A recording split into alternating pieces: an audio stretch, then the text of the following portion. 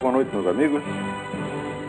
Estamos aqui de volta, como sempre, iniciando o programa,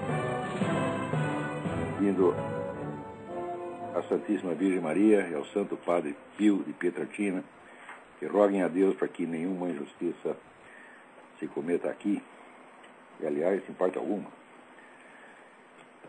Também começo aqui dando dois avisos. O primeiro é do meu próprio curso, do Seminário de Filosofia, que terá uma aula na quarta-feira, dia 26, às 20 horas, na rua França Pinto, 498, em São Paulo, na sede da Realizações.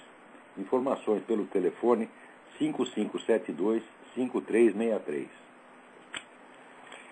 Segundo aviso é o seguinte: o Heitor de Paula, que eu considero o melhor analista político do Brasil, e escreve regularmente para o Mídia Sem Máscara, dará uma conferência na próxima segunda-feira, às 10 horas, no auditório do Comando Militar do Leste.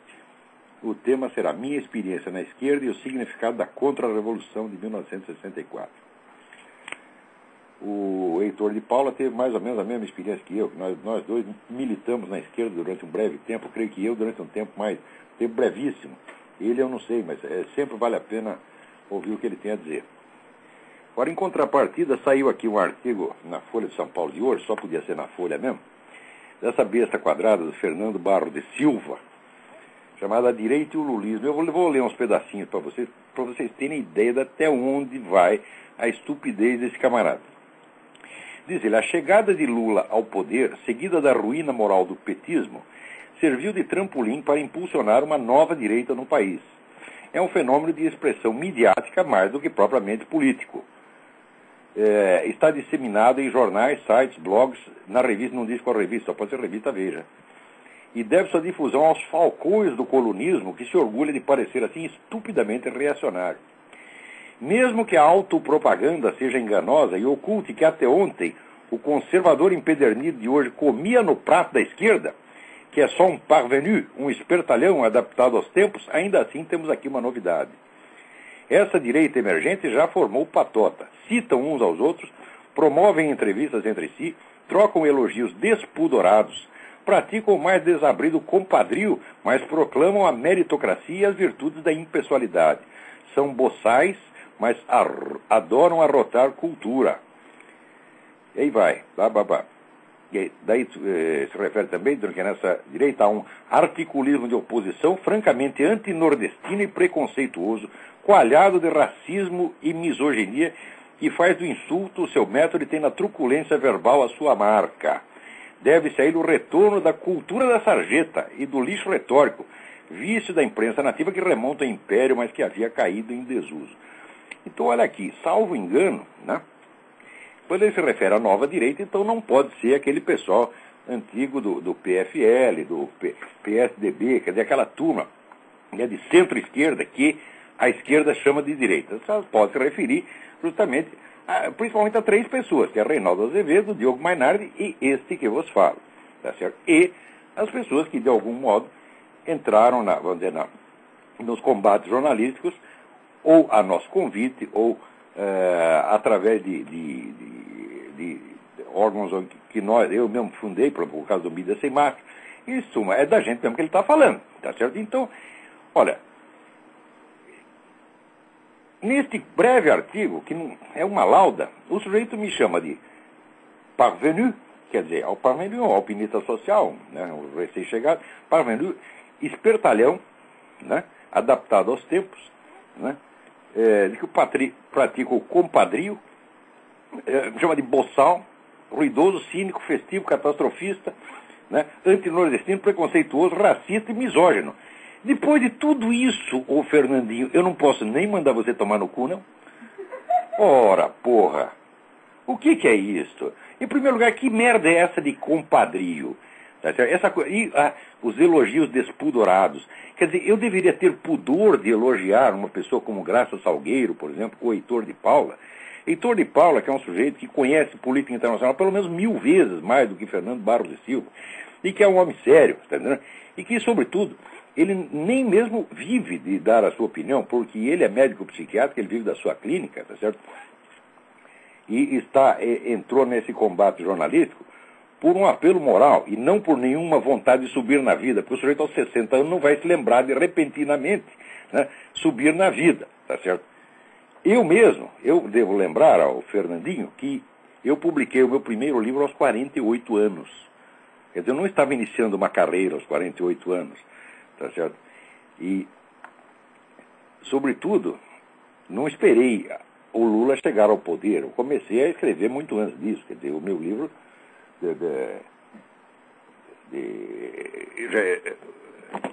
A Nova Era da Revolução Cultural foi publicado em 94, 95, tá certo? Agora,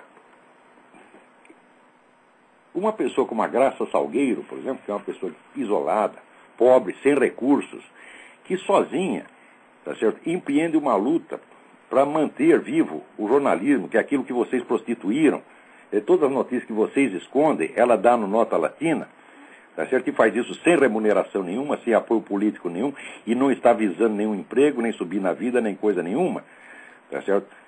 Eu não devo elogiar essa pessoa, devo elogiar você, ô Fernandinho. Ora, porra.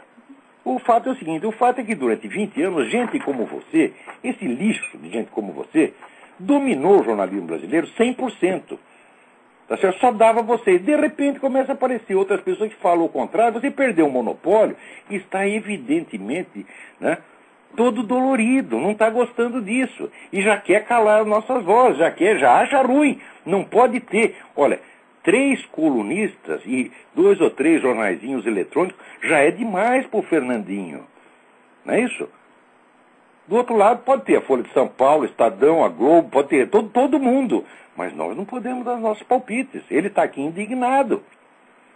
Fernandinho, nunca vi você escrever com tamanha veemência contra a esquerda. Tá certo? Aliás, você é um dos culpados pela atual situação. Esses 50 mil brasileiros que estão morrendo anualmente, graças a Comando Vermelho, PCC, com a ajuda das Farc, isso jamais teria chegado a acontecer, tá certo? Se prostitutos do jornalismo, como você e esse seu patrãozinho, Otávio Frias Filho, não tivessem escondido a existência do Foro de São Paulo durante 16 anos. Vocês sabem perfeitamente disso. Então é o caso de perguntar, Fernandinho, quanto seu patrão ganhou para calar a boca? Já dizia o Gondim da Fonseca que o jornal ganha pela notícia que não sai. Vai dizer que a Folha de São Paulo não tirou vantagem nenhuma desse silêncio? É absolutamente impossível, Fernandinho. E o seu próprio silêncio? Me mostra aqui um artigo seu, um único artigo seu que tenha mencionado as relações entre o PT e a Farc no quadro do Foro de São Paulo ao longo desses 16 anos. Você ficou quieto e nós conseguimos furar esse muro de silêncio e você está puto da vida. Porque a nossa presença prova que você é um vigarista, que você é um mentiroso, que você é um safado, que você não tem direito nenhum de estar no jornalismo, que a única coisa que você devia fazer com a sua opinião é aquela que eu já expliquei na semana passada. É o supositório de opinião. Você compra a cápsula vazia da farmácia, enfia a sua opinião ali, guarda a sua opinião, espreme bem e enfia no rabo. Que isso já seria até bom demais, porque eu acho que se você fizer isso, você vai morrer. Porque a sua opinião é tão perversa, tão mentirosa, tão venenosa, que ao entrar na circulação do seu próprio sangue, você é capaz de morrer. Você é capaz de pegar a AIDS de você mesmo. Você pega a sua opinião, injeta ali, experimenta. Se você não pegar a AIDS, olha que eu aposto com você. A sua opinião dá AIDS. Porque é só mentira. Você não tem honra, você não tem vergonha, você não é jornalista coisíssima nenhuma. E o que há entre nós, Fernandinho, não é uma divergência ideológica, eu nem sei qual é a sua ideologia. Eu sei apenas que você é um mentiroso, salafrário. Tudo isso que você escreve aqui é tudo mentira. Você vai me provar, cadê a misoginia? Quer dizer, é porque o Reinaldo Azevedo chama a mulher dele de Dona Reinalda, ele é misógino. Quer dizer, essa interpretação caluniosa, paranoica, doente, é isso, é que é o jornalismo, e você chama de jornalismo? Ora,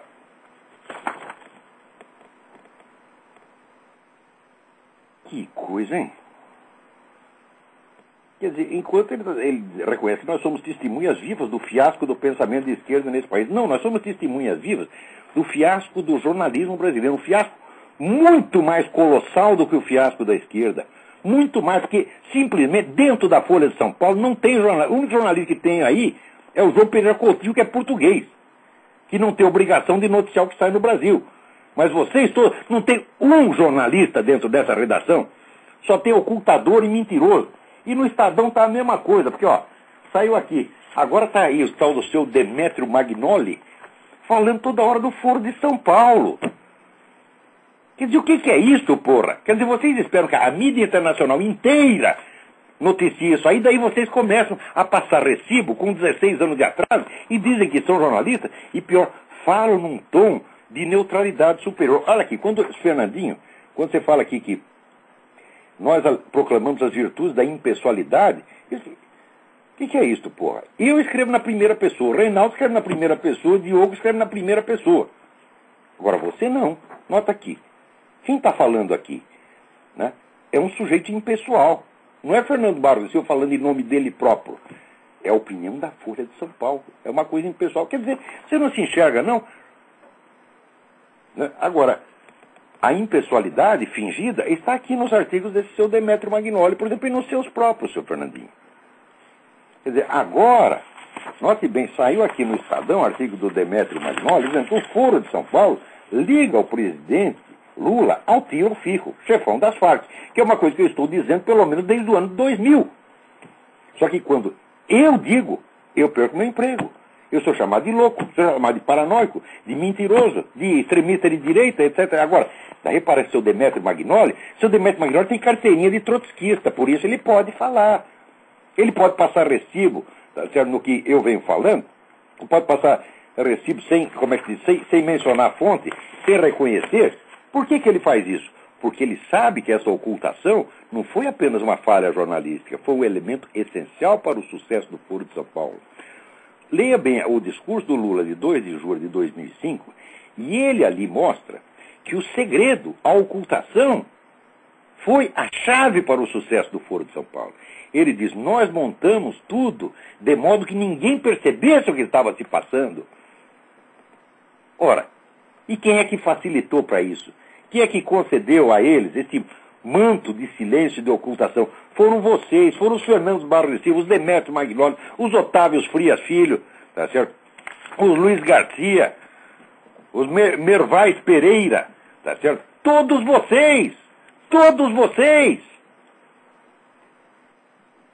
Agora, enquanto isso, estava eu lá escrevendo sozinho. Comi o pão com de água balançou. Eu sozinho não.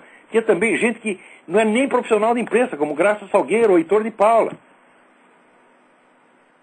Ou seja, nós conseguimos abrigar e defender a verdade quando vocês todos a renegavam. E você não ganha mal não, Fernandinho. E o Otávio Frias também não ganha mal. Agora, vimos aqui a palavra compadrio. Compadrio é o que tem entre vocês e o Foro de São Paulo, seu vagabundo. Com mais que compadrio, isso é cumplicidade. Cumplicidade no crime. Você é um criminoso, Fernandinho. O sangue desses 50 mil brasileiros há de jorrar sobre a sua cabeça e o do Otávio Frias. Porque jamais chegaria a isto sem que vocês todos tivessem encoberto essa parceria de PT-FARC, da qual agora falam, como se fosse a coisa mais óbvia do mundo e sempre sabida. Que coisa!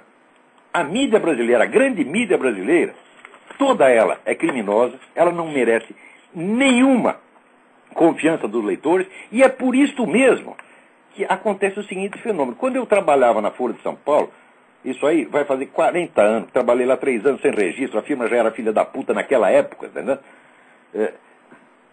Que não registrava ninguém, né? E pagava a contragosto, quando pagava doía, né? Você chegava no caixa, o caixa quase chorava, coitado, na hora de pagar, né? Aquele miserável salário mínimo de jornalista, na época era baixinho, né? Quer dizer, para mim era um dinheirão, porque antes tinha trabalhado de office boy, então, para mim o salário de jornalista era muito bom, mas não adianta nada o salário ser muito bom se ele não vem, né? Então a gente ali tinha que ficar na fila como pedindo favor, né? Por favor, seu caixa, excelência, dá para pagar desta vez? Né? Era assim, porra. Né? E vai lá ver a multidão de processo trabalhista que tem contra a Folha de São Paulo. Tá certo? Vai lá ver. Então, olha, enquanto nós estávamos contando a verdade, vocês estavam ocultando. E graças a isso é que chegamos a 50 mil brasileiros mortos por ano. Chegamos a mais ainda. Lê a revista Isto É desta semana, que também vai estar dizendo óbvio. O Brasil tem hoje uma guerrilha que tem 20 vezes mais combatentes do que o PC do B tinha na guerrilha do Araguaia, na década de 60, 70. Quer dizer, a situação hoje, quando eu escrevi 2 anos atrás, a situação hoje é muito pior do que em 1964, mas muito pior. Porque, primeiro, estamos repetindo a mesma situação, só que em dimensões incomparavelmente maiores. A esquerda latino-americana hoje tem uma organização supranacional, não é isso? Fortíssima, com todo o dinheiro de Hugo Chávez, com todo o dinheiro do narcotráfico, que na época não tinha, não é isso? E hoje, praticamente não há uma direita politicamente organizada. Esse próprio merda desse Fernandinho reconhece que a nova direita é um fenômeno apenas jornalístico, não político. Não tem um político ali. Eu não sou, nem jamais serei candidato a merda nenhuma, nem Diogo Mainar, nem Reinaldo Azevedo. Nosso negócio é o jornalismo e a cultura e não é política, não. Não temos interesse em jogo, mas vocês todos têm. Você tem interesse até empresarial em jogo. Né? Então, quando eu disse que a situação era mais grave do que em 64, todo mundo, você está exagerando, você é louco, você é paranoico. Agora está aí. Agora tem uma guerrilha já maior do que naquele tempo, com a diferença de que agora tem uma organização de massas, 2 organizações de massas, que é o PT e o MST, até o caso maiores que já existiram na nossa história, que elas podem, a qualquer momento, se quiserem, pôr 5 milhões de pessoas no meio da rua para fazer bagunça, tá certo?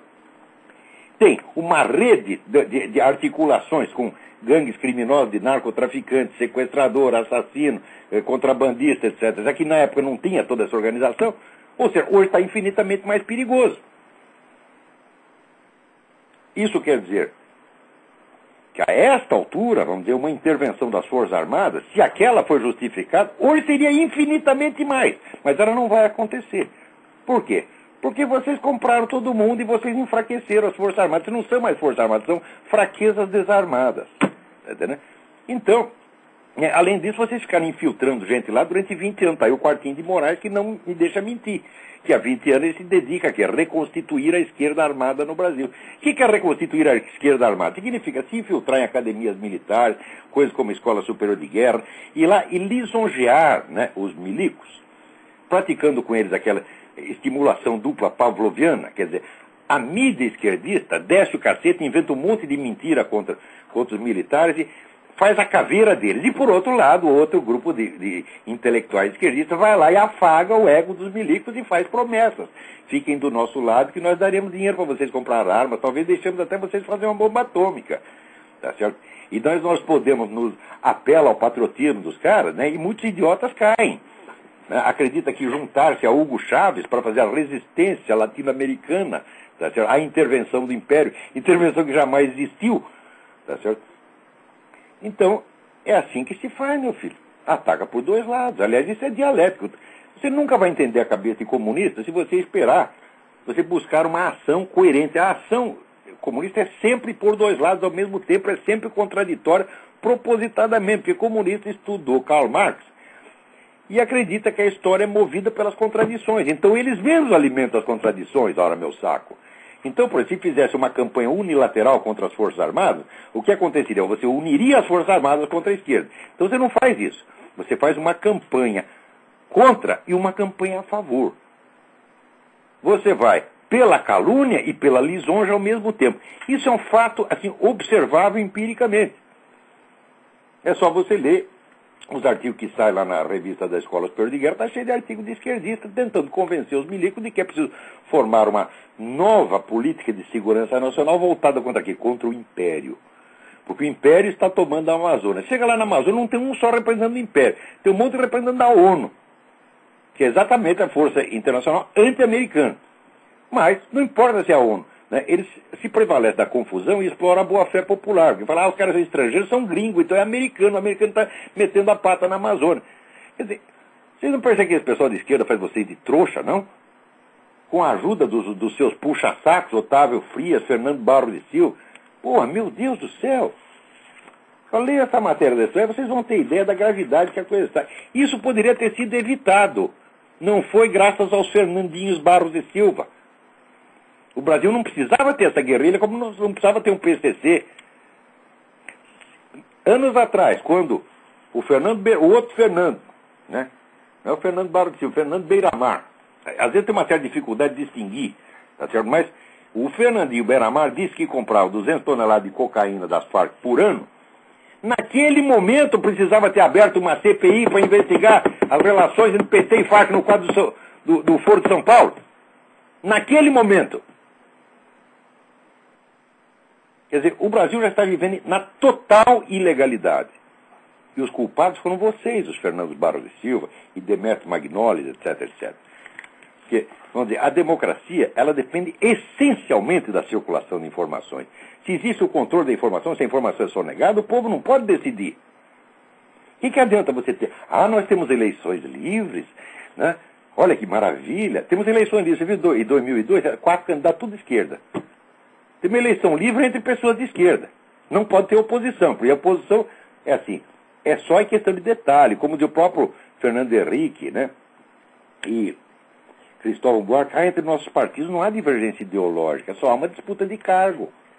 Isso pode haver, isso que vocês chamam de democracia. Agora, isso já é um absurdo, mas isto, menos a circulação de informações, como é que você tem a cara de pau de chamar isso de democracia, porra? Tem alguém na linha aí? Então, alô, quem é? Tá ouvindo? Estou ouvindo perfeitamente, quem é? Aqui é Juan de Canérica, tudo bom? Da onde? De Connecticut. Canérica. Ei, Tudo bem? Eu pulei fora do barco também, vi que ele tá afundando, pulei fora. Muito bem, o negócio lá tá mal parado. Mas, Olavo, a eleição tá vindo aí e eu te pergunto, aqui nos Estados Unidos vai dar Obama, não tem jeito, é febre. Eu acho que não vai dar Obama, não. Vai dar Hillary, então? Não, eu acho que quem está levando vantagem nisso tudo é o McCain. Porque da Hillary e o Obama estão se pegando que nem gato e cachorro e toda hora está vazando mais informação, mais informação. Esse negócio Você viu que com a revelação do negócio do reverendo Jeremiah Wright, que é um cara anti-americano, racista, etc, etc, as preferências do Obama baixaram 7 pontos. Mas, Olavo, o povo é imbecil. Às vezes o povo, a coisa é tão, até que nos Estados Unidos, a coisa é tão gritante que o povo fala, não é armação contra o cara. Isso não é verdade, estão armando contra o cara. Pois é, quer dizer, é uma fé religiosa que eles têm no Obama, né? É obamolatria, né? Eu acho que, agora se der incentivado pela grande mídia aqui, que é vamos colocar 100% comunista e anti-americana, quer dizer, o New York Times, CNN, então o que esse pessoal quer é afundar com os Estados Unidos para criar o governo mundial. Sei. Agora vamos trabalhar com a hipótese. Deu Obama, o que acontece? Olha, nós vamos para a Zâmbia. É mesmo? Ele vai tirar... Mas eu acho que não. Aqui ainda tem condição de lutar. No Brasil aqui não tem. Deixa eu te falar uma coisa. Você é cidadão americano? Eu tenho green card, eu sou residente. Não, aqueles que pegaram a cidadania americana tem que lutar. Eu não posso participar pessoalmente dessa luta aqui. Mas posso dar informações, posso ajudar, não posso entrar, não posso ter, como é que atuação partidária, mas posso dar informação. Aliás, tenho dado. Eu caso com você, eu te dou o papel, porra. Aqui. Mas, Olavo, o negócio é o seguinte, no Brasil, quem que é candidato? Aécio, sei lá, aquele cara, eu sou mineiro, sou lá da terra daquela bichona do Itamar Franco. Aécio não dá. Tá uma merda. O Alckmin não vai sair. O Serra eu não sei qual é a dele. Você vai votar em quem no Brasil? Não é para votar, não. Ali não tem mais jeito. Não, a eleição no Brasil, vamos dizer, é apenas uma ratificação da situação de fato. Quer dizer, o PT e o PSDB fizeram a partilha de território há mais de 20 anos. Isso foi inventado na USP. Eu sei. É aquela mesma turminha da USP. Você forma 2 partidos e de vez em quando eu governo, de vez em quando você governa. Olavo, eu vou falar uma coisa com você. Você não acha que por você ter conhecimento intelectual, ter formação, ter estudado essa merda, entender o que está acontecendo, porque a gente na nossa ignorância, a gente que é pessoa que não entrou nesse mundo de muita leitura, de acompanhar o que está acontecendo, a gente não consegue entender. Você não acha que você tinha obrigação de sair candidato a presidente? Você não vai ganhar. Não, porque, veja, a minha primeira obrigação é não ter as pretensões que esses caras têm. Eu não sou capaz de gerenciar um posto de gasolina, quanto mais um país. Eu sou capaz de fazer exatamente o que eu estou fazendo. Com 10 minutos na televisão, todo dia de programa eleitoral... Ah, mas não, aí eu tenho um programa na televisão, eu adoraria ter um programa. Se eu tivesse um programa na televisão, meu filho, uma vez por semana, o Brasil não tinha chegado a isto. O negócio é o seguinte... Eu te juro que não tinha, porque essa coisa de Foro de São Paulo já teria sido estourada. Esquece presidente. Agora, você poderia ser um candidato a um deputado e ser o antipetista. Você pode ter certeza, o senador, você ia ser o mais votado. O antipetista. Você tinha que sair alguma coisa para você mastigar o dinheiro que eles roubam lá, você punha no bolso e investia. Mas quem é que vai pagar minha campanha, rapaz? Os caras jamais me deixariam chegar lá. E segundo, eu mesmo não ia aguentar, porque, olha, eu não tenho jeito para isso. Eu não posso, assim... Se eu fico sem dizer exatamente o que eu penso, do jeito que eu penso, eu fico doente.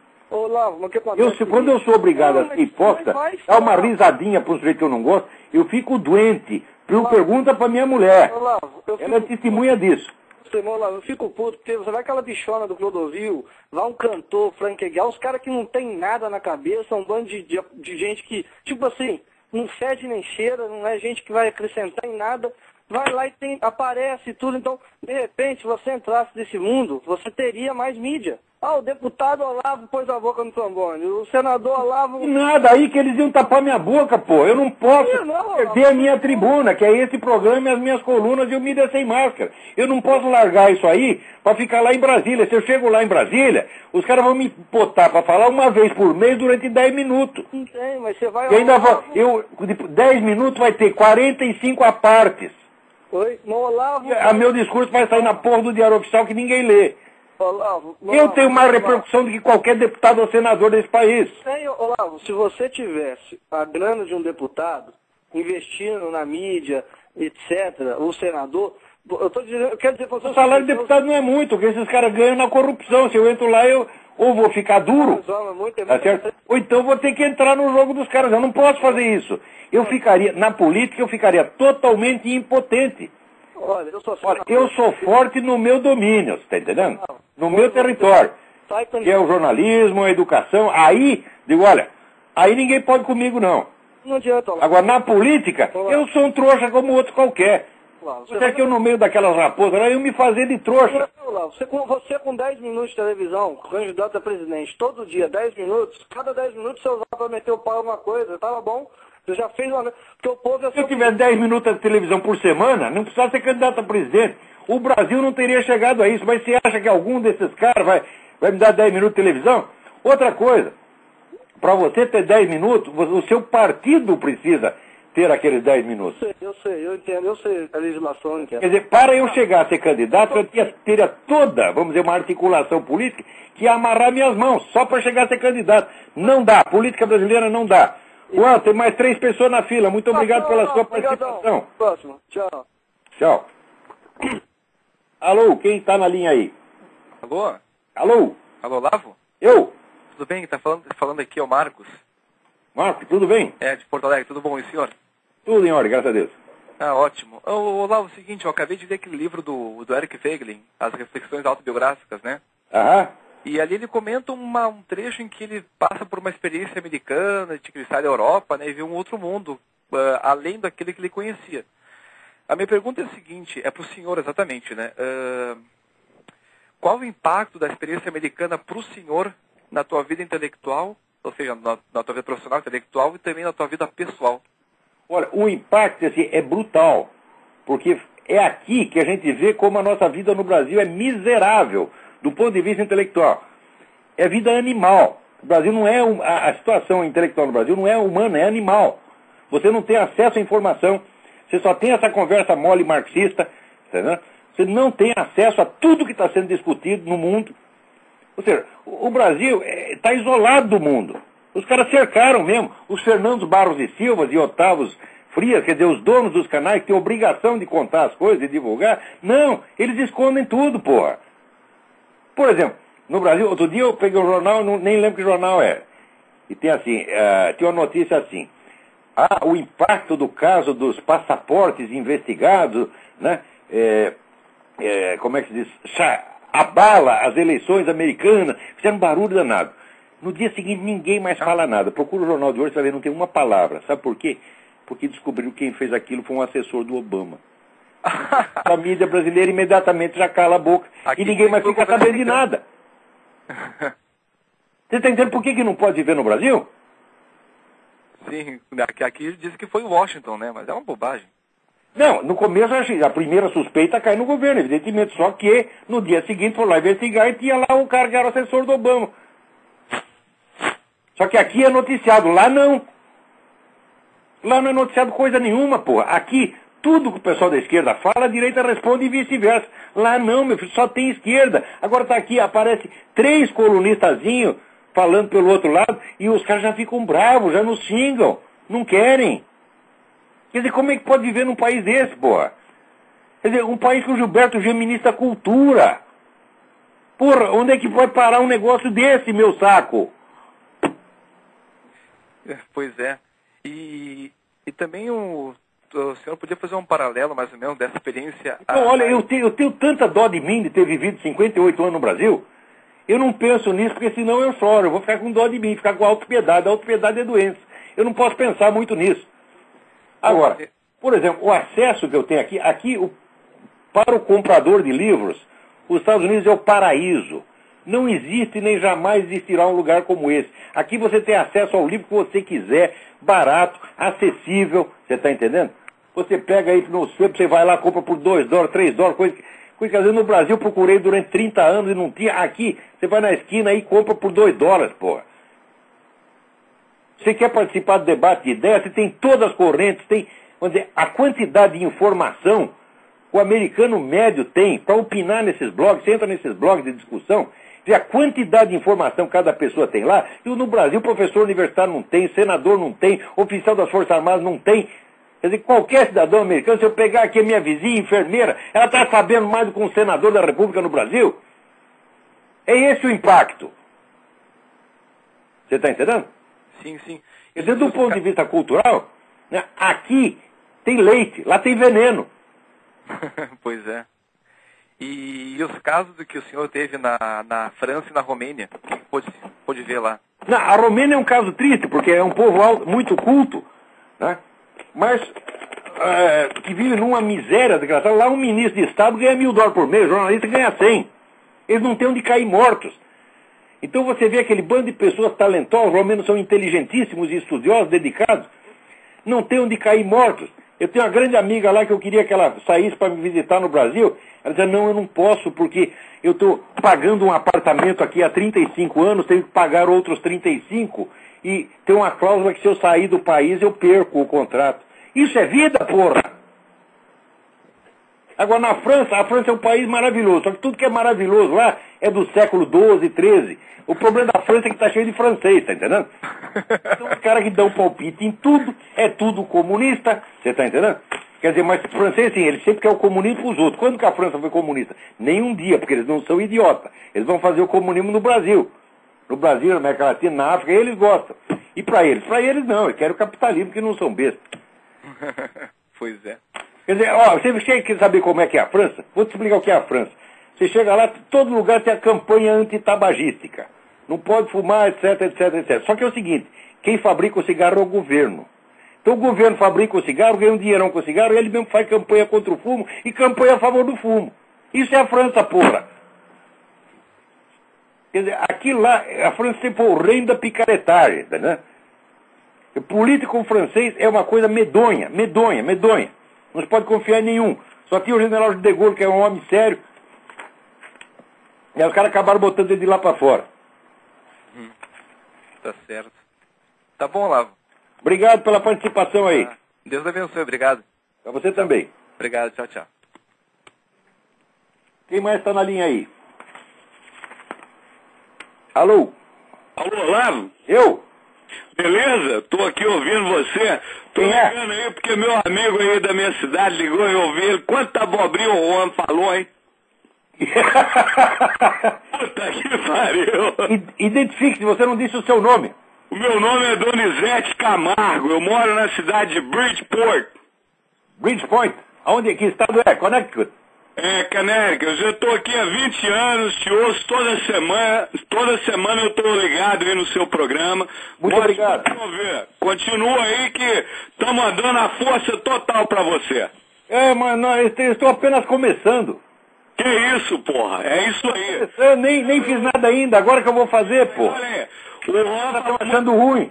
tá macaco no seu galho. É isso mesmo.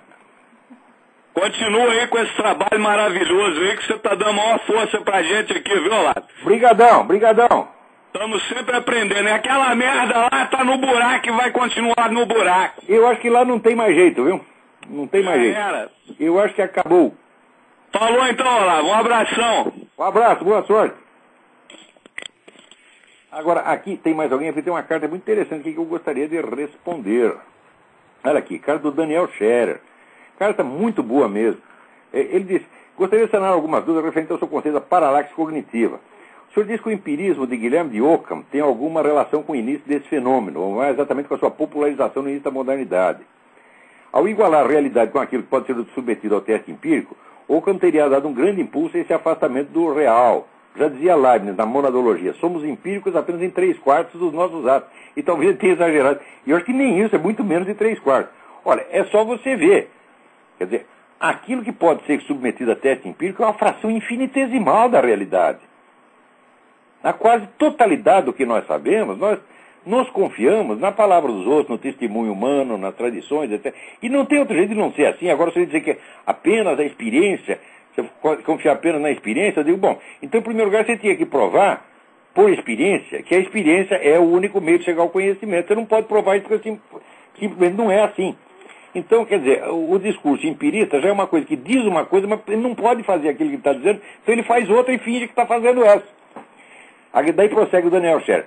No entanto, eu me pergunto se não é possível enxergar esse descolamento da realidade em Sigé de Brabant, em particular na sua polêmica com o Tomás de Aquino sobre as duas verdades. Você tem toda a razão, você está montado na razão, porque o nego diz que existe uma verdade na religião, outra verdade diferente na ciência, já é, de certo modo, a paralaxe cognitiva assumida. Mas só não chega a ser paralaxe cognitiva justamente porque é assumida. Porque aí não é paralaxe, porque é uma contradição explícita. Né? Quer dizer, o Sigé de Brabant não fazia questão de ser coerente. Né? Ele estava com uma absurdidade na cabeça e aceitou a absurdidade. Né? Outro ponto, prossegue ele aqui. Outro ponto que eu gostaria de esclarecer é a relação entre a paralaxe cognitiva e a mentalidade revolucionária. Ambas estão, sem dúvida, relacionadas, mas de que maneira? Bom, isso aí precisaria horas para explicar, mas é o seguinte, a mentalidade revolucionária se compõe de vários elementos que vieram sendo criados desde o século I ou século II, tá certo? Por exemplo, se você for ver aquelas primeiras heresias cristãs, montanismo, donatismo, etc., cada uma criou um pedacinho, que na época não era ainda mentalidade revolucionária, mas eram instrumentos mentais, né, isolados, um aqui, outro ali, que depois, a partir de um certo momento, começou a colar e juntar um desses elementos em um elemento fundamental, a paralaxe cognitiva. Sem paralaxe cognitiva, quer dizer, sem o deslocamento entre o eixo da experiência real e o eixo da construção teórica, a construção mental que o sujeito faz, não pode haver mentalidade revolucionária. Então, eu acho que foi a paralaxe cognitiva que permitiu colar todo esse monte de absurdidades, certo? E criar, vamos dizer, esse fenômeno unificado da mentalidade revolucionária. Né? Por exemplo, eu estive observando aí, já no século II, havia um heresiarca chamado Montanus. Ele foi o primeiro sujeito que inventou aquela divisão da história em 3 etapas, que depois ficaria famosa com Joaquim de Flora, né? Mais tarde, ainda mais com Augusto Comte. Né? Mas esse sujeito já no século II, ele já tinha inventado isso aí. Ora, se você inventa, vamos dizer, uma divisão da história em etapas, e você sabe, acha que sabe se situar dentro desse escalonamento da história, é porque você sabe quanto que a história vai durar. Você conhece o fim da história. Essa é uma ilusão, evidentemente. Então, o Montanus não era um revolucionário, tá certo? Mas esse elemento importantíssimo da mentalidade revolucionária foi ele que inventou. Isso aí sozinho não bastaria para fazer a mentalidade revolucionária. Quer dizer, é justamente a longa somatória, não é somatória, é síntese desses elementos é que tem que ser rastreado, é exatamente isso que eu estou fazendo. Né? Daí dizer aqui, à primeira vista, para lá que seria o pressuposto da mentalidade revolucionária. É preciso primeiro se afastar da realidade para depois tentar implantar na marra, se preciso, um projeto de sociedade ao qual a estrutura mesmo da realidade se mostra hostil. Mas parece que podemos encontrar outros atores que conseguem escapar de uma dessa armadilha e cair na outra. Por exemplo, Roger Scruton é um homem conservador, mas suas referências filosóficas básicas são Kant e Wittgenstein. Pois é o tal negócio, quer dizer, nem tudo aquilo que tem origem no movimento revolucionário também é revolucionário no seu uso. Quer dizer, você pode catar 1000 elementos, eu mesmo pego elementos de Hegel, né? Eu, sob certo aspecto, sou um grande apreciador de Hegel, não de Kant. Kant eu considero uma besta quadrada, mas Hegel tem muita coisa valiosa, mas você precisa tirar aquilo, vamos dizer, do contexto revolucionário, né? Pegar, vamos dizer, é como você desmontar um carro, né? Você desmonta o carro e pega a peça e monta do jeito que você quer. Então, o Roger Scruton, eu acho assim, incrível como é que ele, partindo dessa formação com Kant e Wittgenstein, chegou a ser um dos grandes filósofos conservadores, né? Porque, como diz, a origem é comprometida, mas e aí a minha origem? Eu comecei marxista, porra. Eu não posso falar dos outros, porque, como dizia o Nelson Rodrigues, meu passado me condena. Tudo isso que eu falo contra os comunistas não é contra eles, não é contra mim mesmo, é contra a minha própria burrice. E não é só comunismo, né? Eu me conheço bem a mim, eu vejo a montanha de obstáculos mentais que existem na minha cabeça contra a verdade, e eu desde os 20 anos de idade me ocupo desmontando isso, porque eu sei que existe uma verdade e sei que existe um sentido na realidade, mas que nós podemos chegar lá e devemos poder percebê-lo. Mas, como disse, tem muitos véus na frente, a gente tem que ir arrancando um por um. Eu estou fazendo isso há 40 anos e ainda não cheguei lá. Então, vamos lá, peraí, tem mais alguém na linha. Mas obrigado pela carta do Daniel. Alô? Alô, Olavo? Eu? Tudo bem? É o Alfredo aqui de Connecticut. Oi, Alfredo. Hoje é o dia de Connecticut. Estamos todo mundo aqui. Tá cheio de brasileiro aí, é? Tem bastante aqui. Aqui em Richmond também. Agora estão mandando um pouco embora, tá limpando um pouco a área. Pois é, mas esse pessoal chega aqui e fica ilegal, pô. Tem tanto jeito de você legalizar a situação, tentar lutar para melhorar a situação. Pô. É verdade. Só chega aqui, ganha dinheiro. Eu conheço gente aqui, que chegou, trabalha de faxineira. A mulher tem 3 carros. Tá certo? É assim mesmo. Mora numa casa que no Brasil seria casa no mínimo de diretor de banco. Tá certo? E sabe, ela disse que se fosse americana ia votar no Obama. Que mente é muita merda na cabeça, né? Ainda falou mal dos Estados Unidos ainda. Ainda fala mal dos Estados Unidos, é. Você sabe por que os caras falam mal dos Estados Unidos? Porque aqui é muito bom. É verdade. Aqui é um país que você pode falar mal o quanto queira, não acontece. Você chama o presidente da República de filho da puta, não acontece nada. Você mente pra caramba, não acontece nada. Isso aqui é o paraíso, rapaz. É verdade. É por isso que a pessoa fala mal. Por quê? Se tivesse na Rússia ou na China ia falar mal, vai falar mal do Putin? Alguém tem. Imagina o Michael Moore em Moscou. Ele ia, só de pensar em falar mal do Putin, já ia cagar nas calças. E olha com aquela barriga ali, ia cagar um bocado. Então... Mas é por falando nisso. Na China, né, os caras estão tremendo de medo. Agora chega aqui, aqui pode xingar o presidente, então vamos xingar. É verdade. Quer dizer, são filhinhos de papai. Então, é que nem um sujeito assim que briga com o pai e com a mãe, tá entendendo? Para não enfrentar o mundo lá fora, tá entendendo? Quer dizer que aquele sujeito não tem coragem de, né, viver por conta própria, fica na casa do pai e da mãe, fica brigando com o pai e a mãe. Por que briga com o pai e a mãe? Porque o pai e a mãe estão do lado dele, sabe que eles não vão reagir.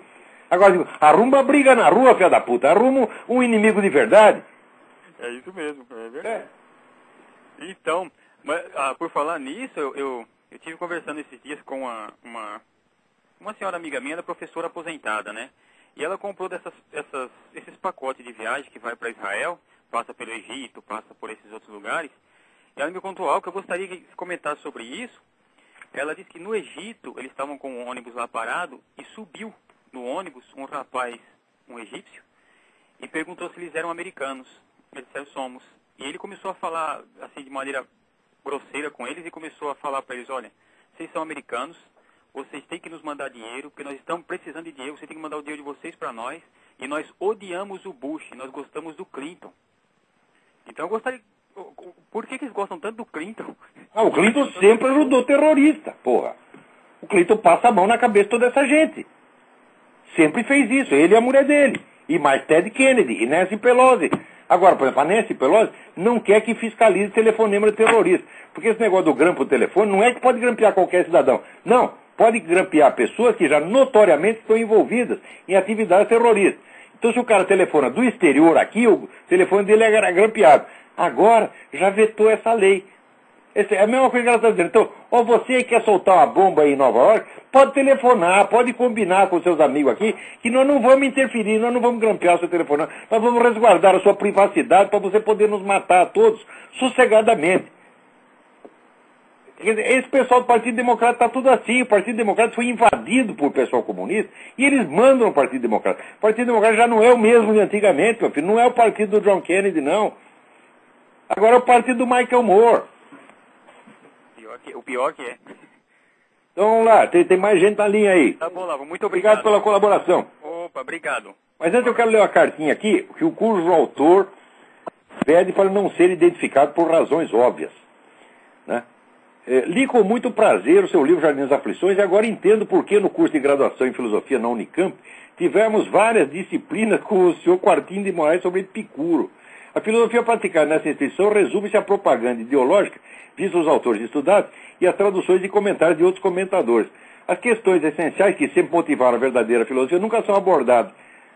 Gostaria muito que dissesse aos seus ouvintes e leitores que aprendi muito mais filosofia nos livros e artigos de Olavo de Carvalho do que em 5 anos de graduação. Meu amigo, não pode dizer o seu nome, mas você... Caetano, agradeço suas palavras, mas você tem toda a razão, porque, olha aqui, eu pego os alunos meus que estão prosseguindo o trabalho, eu pego o Zé Munir, não é isso? O meu filho, Luiz Gonzaga, tá certo? A minha filha Inês, que acabou de traduzir aí o Eric Wegener, o Silvio Grimaldo, né? Lucas Mafalda, o Martim Vasquez, todo esse pessoal está fazendo um belíssimo trabalho, tá entendendo? Desculpa aqueles que eu não citei o nome, porque não dá para citar todo mundo. Eu reúno a minha patota e desafio todas as universidades do Brasil para mandar não os seus alunos, manda os seus professores. E vamos ver quem sabe mais, quem está mais preparado. O meu filho, Luiz Gonzaga, sabe mais de filosofia do que todos os professores universitários brasileiros reunidos, sem nenhum exagero. Sem nenhum exagero eu digo isso. Esse menino estudou, não é porque é meu filho, não. Claro que sou pai coruja, claro que me orgulho dele. O cara aqui vai dizer que é compadrio. Eu não sou compadre do meu filho, sou pai dele, porra. Tá entendendo? E elogio meu filho quando eu quiser, viu, senhor Fernandinho? Você vai tomar no cu. E elogio meu filho, não é porque é meu filho, é porque é um grande homem, porque é um grande estudioso, que eu vejo esse moleque estudar desde os 11 anos de idade. Tá entendendo? Então, aquilo lá é um erudito, é um cara sério, é um scholar.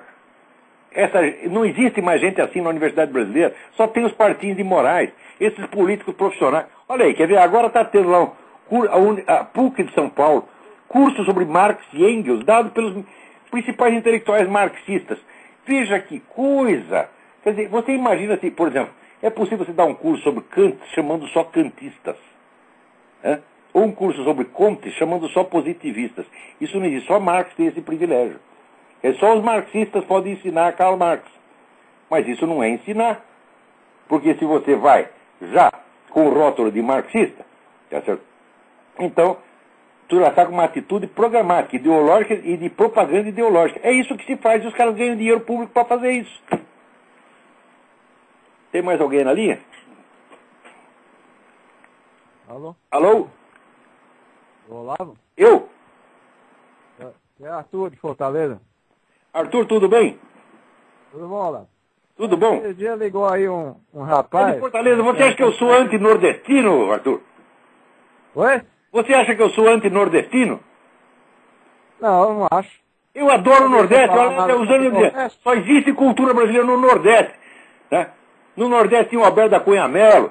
Né? No Nordeste tinha o Fernando Freire. Tinha um monte... As pessoas mais inteligentes do Brasil estão no Nordeste. Como é que eu vou falar mal do Nordeste, porra? Chega naquele deserto paulista, que só tem analfabeto. Como é que eu posso ser anti-nordestino? Aí vem esse Fernando Barra de Silva aqui dizer que nós somos anti-nordestinos. Vai tomar no cu. É isso? É. Vamos lá. As palavras mesmo, né? Viva o Ceará. Esse dia ligou Esse dia ligou um rapaz aí perguntando pra você como é que ele fazia pra servir o exército de Israel. É mesmo. Eu não consegui descobrir isso aí, não. Parece que tem um jeito, sim. Eu vou dar um site aí, quem quiser pode entrar lá. Eu agradeço em meu nome e nome dele. Olha aí, quem quer servir o exército de Israel, ouve aí a dica, gente. www.sar-el.org. Espera, S-A-R hífen E-L.org. .org. Org, O-R-G? Não, aí de... Oi? É uma sigla para Service for Israel. Peraí, então vamos... repete, por favor. www.sar-el.org. Então, olha aí, SAR-EL.org. Quem quer lutar por Israel, vai lá. Olha, e tem que fazer isso mesmo, porque é um país pequenininho, está cercado de 30 e tantos países que querem comer vivo cada judeu que está lá. Vou lembrar uma coisa para vocês. O filósofo espanhol Ortega y Gasset, que às vezes fazia uma cagada, ele foi um dos precursores da União Europeia, isso é uma bela cagada dele, mas que, por outro lado, era um grande homem. Uma vez, num programa de rádio, pediram um conselho para ele. Deu um conselho para os jovens espanhóis, se eu pudesse resumir tudo num conselho. E ele respondeu o seguinte: prestad noblemente vuestro auxilio a los que son los menos contra los que son los más. Preste auxílio à minoria contra a maioria. Então é assim, onde tem o nego apanhando, é isso que você tem que ajudar. Não é questão de você estar a favor de um ou estar a favor do outro. Não. Vai lá e fica a favor do que está apanhando, que você nunca errará. Né? Tá? Eu já comprei briga na rua para defender o traveco que estava apanhando lá. Aí vão dizer que eu sou homofóbico. Homofóbico é a puta que os pariu. Que eu podia ter apanhado, levado um cacete no lugar dele. Felizmente os caras desistiram. Alô, tem mais alguém na linha aí? Pois é, Olavo. Tá, vou desligar então. Não, agradeço demais. De nada, tudo de bom. Tudo de bom. Tá vendo que é bom ter um programa? A gente, né, tem uma coisa que você pergunta pra gente, a gente não sabe, mas alguém sabe. Então a mão lava a outra. Alô, quem tá na linha? Alô, Olavo? Eu? Olavo, Eduardo de Campinas. Eduardo, tudo bem? Tudo bom? Eu liguei semana passada. Sim, tudo bem. Então, Olavo, primeiro eu queria agradecer porque o senhor foi muito gentil comigo. E segundo eu queria perguntar por que o Partido Democrata ficou essa podridão toda.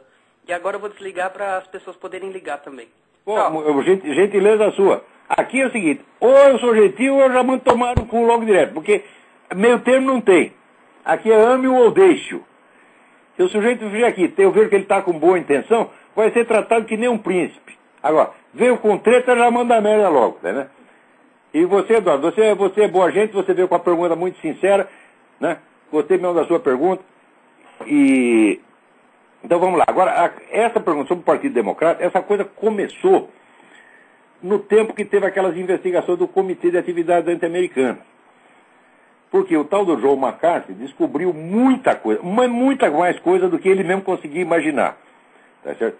E ele não descobriu nem 10% do que havia em matéria de penetração comunista. Quando começou, vamos dizer, a revelar isso aí, isso era no governo Truman. Então o que acontece? O Partido Democrata começou a se defender. Então começou a mentir para não ficar comprometido. Porque ficou aquele negócio, não, agora se vazar isso aí, que nós, né, botamos todos esses comunistas em cargos importantes, então vai pegar mal para nós nas eleições. Então começaram a mentir. E a partir daí a aliança deles com os comunistas foi se aprofundando, ao passo que hoje a esquerda manda no Partido Democrata.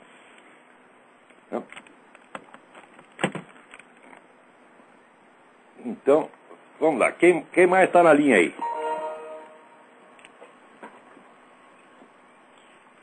Espera aí que meu computador está desligando, pô. ficou na bateria, deve ter soltado o fio lá, por favor. Soltou aqui, ó. Mas vamos continuar. Quem está na linha aí? Tudo bem, Olavo? Tá me ouvindo? Tudo bem, quem está falando? Meu nome é Alan, tudo bem? Alan, tudo em ordem? Sou eu e minha namorada aqui assistindo o seu programa, nós gostamos bastante. Nós estamos em Brasília. Obrigado, gente. Olavo, eu tive a oportunidade de estudar em uma universidade pública famosa, a Unicamp, e também tive doses cavalares de marxismo. É só o que eles têm, é só o que esses idiotas sabem. Gostaria, inclusive, que você lesse meu blog. Eu fiz um texto, fiz vários textos. Aí é o nome do blog que eu vou lá. É blogdoeconomista.blogspot.com. Blog do Economista. .blogspot.com. Eu vou olhar durante a semana. Também tenho textos no VID, Vigilância Democrática. O César Kim também escreve lá, ele fez um curso com você. Muito bem. Conhece. E a gente está escrevendo sobre o assunto, debatendo, né? E eu queria os blogs são a salvação da imprensa brasileira. Às vezes, se não tivesse blog, não tivesse internet, ninguém no Brasil estava sabendo de nada. Eu sou muito grato ao senhor que me explicou isso aí, viu? Então, eu escrevi um texto sobre o livro proibido, que é o do Roberto Campos, aquele que fala o Lanterna na Popa, né? Nas universidades pouco se debate sobre aquele livro. E também escrevi sobre a questão do marxismo, falar que o sistema econômico determina absolutamente tudo, né? Que, inclusive a nossa ética, né? Que a ética da nossa sociedade ela tem que ser pautada pelos valores cristãos, né? O que você sempre fala pra gente, né? Eles acham que o cristianismo é função do capitalismo.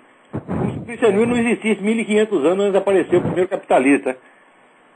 Sim. É primeiro da cabeça.